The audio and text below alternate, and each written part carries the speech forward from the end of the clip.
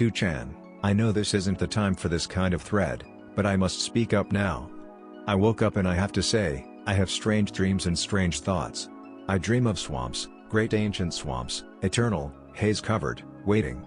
And there, in them, it is as if some machines are moving. Pistons, rusty, gigantic pistons that stick out of the ground with huge cogs, like the tops of icebergs standing over the swamps. They move, and I know that beneath these swamps there is something mechanically alive, an artificial creation that no one has ever created. And the rotting pistons move, the boiling marsh spews peat and steam in silence, blue lights stand over the swamp, and what should not live and has never been alive, a monstrous mixture of metal and rotting plants, lives there and waits. I have been googling the swamps all morning. I was surprised to realize that there are so many in Russia. And they are huge, and most of them no one has ever seen. I'm sitting there, and I'm a little shaken by the nightmare and what the swamps might be hiding. Mechanisms that are 400 million years old have been found in Kamchatka. On the Kamchatka Peninsula, about 200 kilometers from the village of S.T.A.L.K.E.R, the University of Archaeology of St. Petersburg discovered strange fossils. Found fossils were metal-toothed cylinders of unknown machine. Spectral imaging analysis of the geological rocks in the machine, in which the mechanism was sunk, finds it to be about 400 million years old. The authenticity of the find has been certified. According to archaeologist Yuri Golubev, the discovery surprised scientists by its nature, as it could change the course of history, or prehistory. This is not the first time ancient artifacts have been found in this region. This find was encrusted in a rock, which is understandable since there are numerous volcanoes on the peninsula. According to archaeologist Yuri Golubev, originally the metal parts were found by tourists 230 kilometers from the village of S.T.A.L.K.E.R. We went to the specified location, and at first we didn't realize what we were seeing. The scientist admitted. They were hundreds of gear cylinders that turned out to be part of the machine.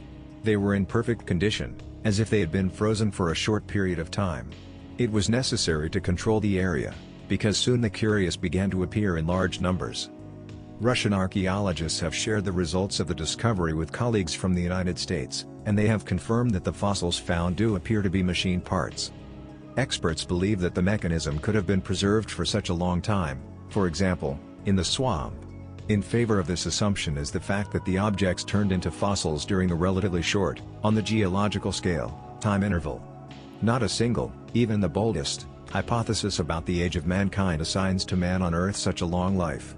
The results of the discovery possibly indicate the existence of intelligent beings capable of such technology already at the distant time. The machine was found in the remains of a volcano, and this is not the first find of such artifacts in this area. A team of scientists and researchers returned from an expedition to the Valley of the Dead in Siberia and claimed to have found evidence of at least 5 legendary cauldrons. Mikilvisik, the lead scientist on this project, stated the following in his interview with a Russian newspaper. We went to the Valley of the Dead to see and investigate with our own eyes the metal cauldrons that the locals believe exist in the tundra, and we did find 5 metal objects buried in the swamp.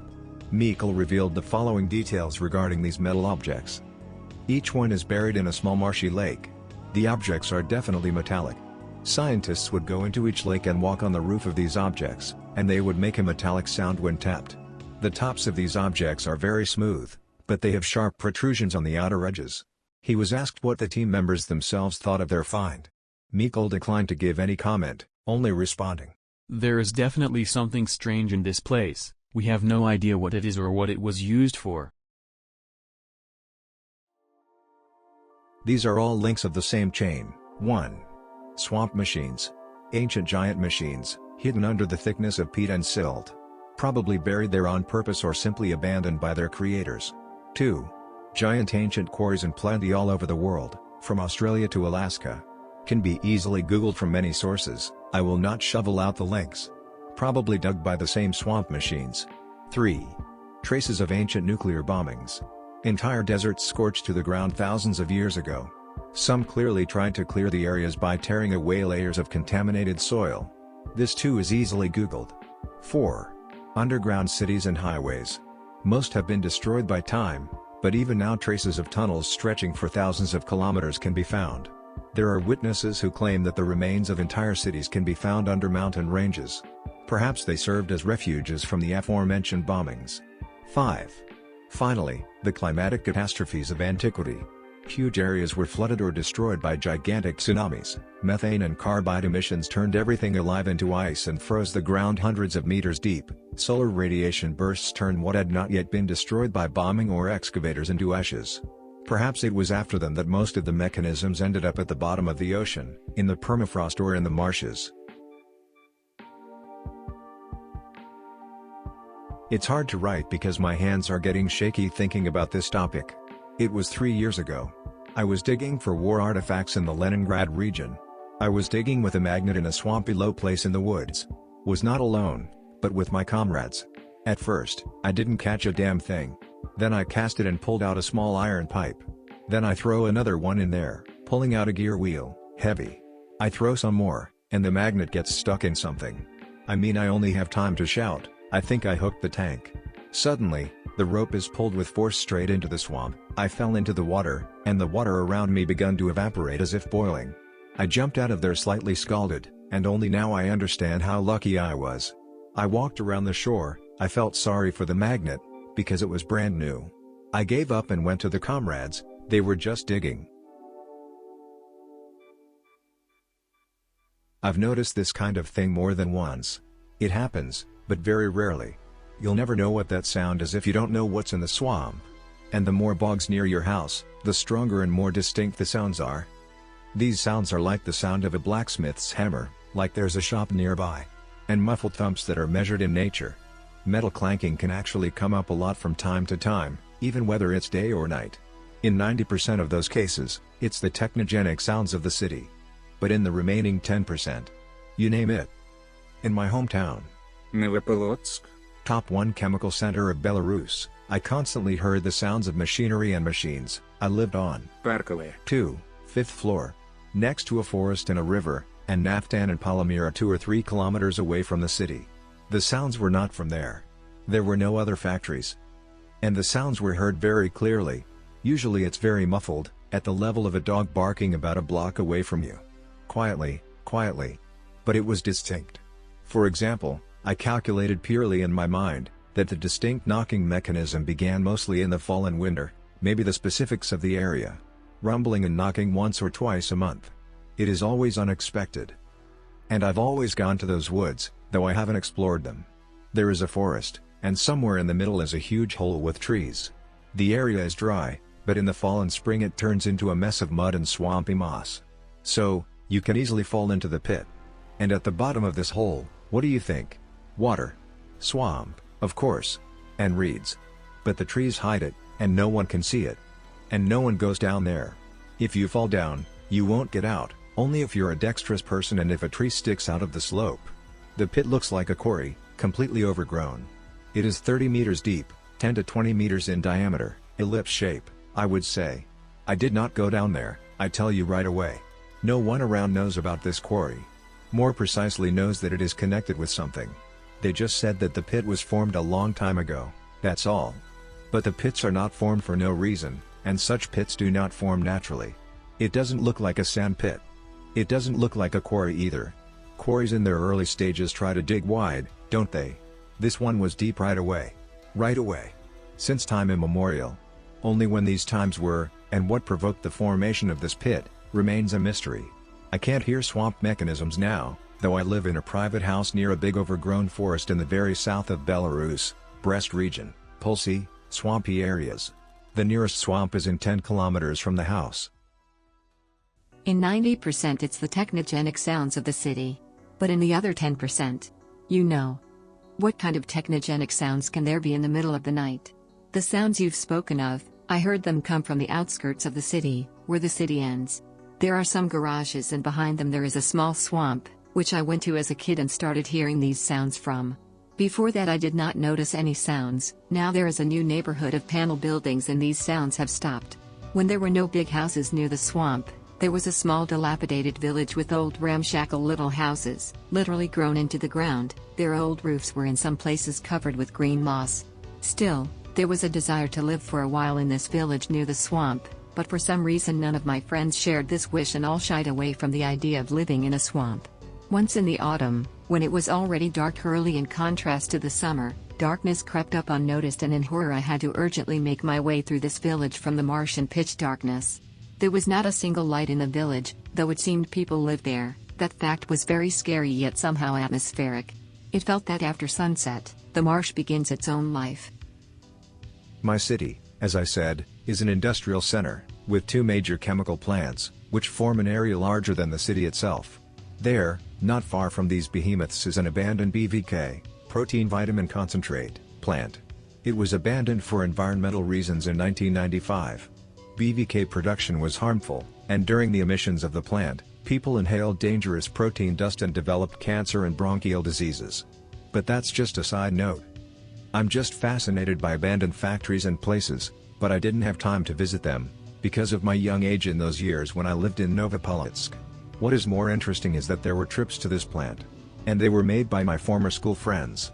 They told me how late at night, already at sundown, they decided to go to the plant. The plant itself, though long abandoned, was well preserved because of its guards and remoteness from the city, right in the woods. Soon enough the guards let their guard down, and my friends got there without difficulty. In general, they arrived by dusk. And I quote, "Well, that was a blast. Those columns sticking out of the ground, those rigs. It was fucking atmospheric and scary. It was so quiet. The only thing was that the mosquitoes were fucking annoying. Of course, we couldn't take any pictures, the cameras weren't professional. We climbed over the barbed wire quickly, from the city side. We were in another world. A metal heaven, I'll tell you that. It's unreal, you know. So, we walked around the plant and enjoyed it. It was scary, the bushes were rustling, we were afraid of getting caught, and there were 5 of us. We have reached the metal towers and workshops. Suddenly, somewhere in the chimney, a clang of metal was heard, then a deep sound as if from underwater. I don't know how to describe it. It was like an organ playing, but very low notes, very, very low. We all lay on the grass, someone ran to the fence and back. Then the torment began. It sounded like metal sawing against metal. I with a friend decided to quickly climb to the tower. Good thing there was a whole ladder. Well, we saw the blue lights at the pipe farther away. Right underneath it. You know how a truck's tail lights light up? It was just like that, only blue. We were stunned, hushed, but did not dare to go down because it was spectacular and interesting. Then the plant began to be obscured by a haze from all sides, from the forest. We were frightened and decided to leave before it was too late. We ran really fast, I even hurt my hand on the wire when I was climbing over it. We were running through the forest in this fog, and when we got to town we just collapsed on our knees. The lights were still lit, we all sat down on a bench somewhere in the park. We began to discuss. We were discussing till 3 a.m., it was totally fucked up. I slept badly for 2 days because of the blue lights and because of these discussions, because we were building such fucking theories that I'm even afraid to tell them. Here's what I'm thinking. Those places are swampy, sure, and blue lights were mentioned in OP's dreams, but what if the swamp mechanisms aren't alone? What if there are other ancient machines, creatures of the eternal gods, the Cthulhu demons? What if the plant itself was a huge mechanism, similar to the swamp machines? Or was it itself part of our legendary swamp mechanism? One is left to wonder.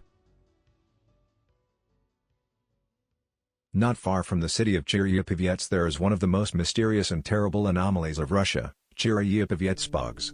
These seemingly natural and unremarkable bodies of water have given rise to a host of legends and beliefs. People believe that these bogs are home to the strongest spirits or ghosts who like to drive people to suicide. In the Cherepovets bogs, men, women and children are often drowned, who have not previously been seen to have any psychiatric disabilities. A morally and physically healthy person can easily lose his or her mind near the swamps. The Cherepovets bogs are up to 5 meters deep in some areas. That's why it would be more correct to call the reservoirs, overgrown lakes. The Cherepovets anomaly consists of different in size and depth reservoirs. The most famous of them, having a bad reputation, are lakes Ивачевское and Пустынное. At first sight, the Cherepovets bogs don't differ from the others, which can be found all over Russia in great number. Cherepovets bogs became notorious almost immediately after people learned about them. If only legends are associated with other anomalies, then official statements to the police and other authorities are associated with these marshes. People commit suicide in that area several times more often than in any other similar ones. Almost every local resident has a certificate from a psychiatric clinic with a diagnosis of manic depressive psychosis. They claim there's a real evil spirit in the swamps, and it's impossible to get rid of it. This story is dated 1850. A local teacher left short notes in his diary about what he observed near the Cherepovets bogs. Suddenly these notes begin to break off, as if their author was unrealistically frightened by something. The author claims that the spirit of the bogs howls, luring victims into its net. This ghost is insatiable. Once you fall for it, it is impossible to go back. He haunts, compels, breaks the psyche. He hears a voice in his head. It dominates and silences. That is how the school teacher spoke of the swamp spirit. Often people of such professions are not able to fantasize. They are strict, disciplined, responsible. It is not inherent in them to lie, so the experts found the teacher's words worthy of attention. In addition to all of the above, the teacher wrote that his father allegedly hears the swamp, even if he is far away from it. The swamp sucks the strength, breaks the psyche and soul, dominates the thoughts and mind. It gradually forces submission, after which the man can no longer control himself. Eventually, the teacher's father went mad and tried to move away from the mysterious swamps. His son followed him, but the family could not live long in another city. After a couple of years, the son and father returned to their native land, claiming that the swamp spirit will find them everywhere. It is impossible to resist it. It makes you come back. In his diary, the school teacher often mentioned that the forests around the Cherepovets bogs are very sparse on berries and mushrooms. There are no animals in them, no medicinal herbs, and no birds fly. 30 years later in 1879, a healer, Pavel Gryaznev, settled in these places. He, too, left several written accounts of swamp spirit events. Gryaznev became interested in the marshes after hearing a story about a merchant who disappeared and returned to these marshes once upon a time. The merchant, as it turned out, went through the marshes and got scared and ran away, leaving behind all the personal belongings he had with him. Several years later, something compelled him to return to the marshes. When he returned, he told me that some terrible force was pushing him to the edge of the muddy pool. He was completely out of control, but he knew what could happen to him. Fortunately, his instinct for self-preservation kicked in and made him flee from a possible death. He also spoke of the fact that near the swamp, there were carts filled with various kinds of goods, completely abandoned. The merchant only later realized where their owners had gone, as he himself almost became a victim of the ominous body of water. Local residents did not believe the merchant's stories and decided to independently verify the information. On reaching the swamp, they indeed saw the carts described by the shocked rich man, but people did not manage to take their contents. Suddenly they were all gripped by intense fear, after which they scattered in different directions. Some got lost in the forest and did not return home. Others were reluctant to return to the swamps, proving that they were haunted by evil spirits. It is also known that there were traces leading to water near the carts. Initially, people thought that there was a gang of robbers in the woods that was killing the merchants. But they were forced to give up this theory due to the lack of footprints that pointed towards a struggle of some kind. Those who had left them were walking calmly towards the water, without resistance, and therefore on their own. Gryaznev decided to seize peat samples from the swamp to take them to the lab for analysis. Later he said that while the peat was in his possession, he suffered from a terrible headache, which nothing could dampen. The analysis was done in St. Petersburg. Soon the answer came from the laboratory. It turned out that swamp mud from the Cherepovets reservoirs really does contain something strange, previously unknown to science: living microorganisms, very complex and highly organized. The lab technicians had not encountered such creatures in the past, so they did not explain anything else.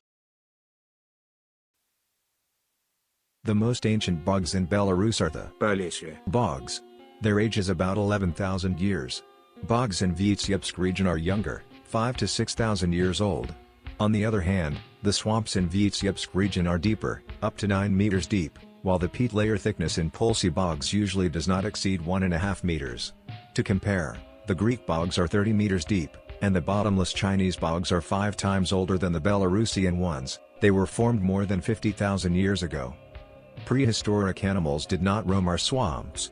But the first people in the territory of the modern Belarus settled exactly in the swamp. One of the stands of the Mesolithic times was found near the village, Zasye, the birthplace of Adam Mickiewicz. Thousands of years ago primitive people founded a piled settlement here. Another settlement of people who lived before our era was found in Vitebsk region, near the village of Polesie. The marsh is protected from enemies, the marsh is fed, they are rich in game and berries, the marsh is treated, in the marshy area, there always grows a lot of medicinal herbs. People of the Stone Age made sacrifices to the marshes in gratitude. Sometimes in Europe they made human sacrifices. It is nice that our memorable ancestors were not noticed by archaeologists. In our area, agricultural tools and household items were brought as a sacrifice to the marsh spirits. If mechanisms in the swamps exist, who could have created them and for what purpose? And if they are asleep while they feed on the sorrows of the inhabitants of Russia, who even came up with such containment procedures? These mechanisms have been there for a very long time, perhaps several millennia. They are machines of suffering and are fed by human despair, fear, pain, horror, hopelessness, and anger. I do not know who built them and why. It is possible to assert that Russia as it was, is and unfortunately will be, as well as, probably, other countries in this region, were created and exist for one purpose only, to feed the machines with human suffering. Remember history, it has never lived well here. Wars, poverty, revolutions, terror, famine, it is a branch of hell on earth. Here people torture themselves and others, multiplying suffering every day, every hour. You don't have to be afraid to walk through the swamps and even look for mechanisms. As far as I know, they haven't hurt anyone by themselves yet. I assume that there are some forces, nothing mystical, they are people who know much more about the machines and their purpose than I do, who are interested in keeping the existence of the machines a mere urban legend. As long as you don't make a fuss about it, you're safe. I had a chance to see this for myself. I won't go into detail, sorry. The last thing I want is to end up in an insane asylum with schizophrenia. Let's just say I tried to look for these mechanisms myself. And I found them. I saw them with my own eyes in the swamps in the south of western Siberia, but after one incident I decided not to open the subject for the sake of safety. About the machines of suffering, you can take it as you want. So I was told about them in my time, for what I bought, for what I sell. I myself prefer not to believe in this theory, but I have no other.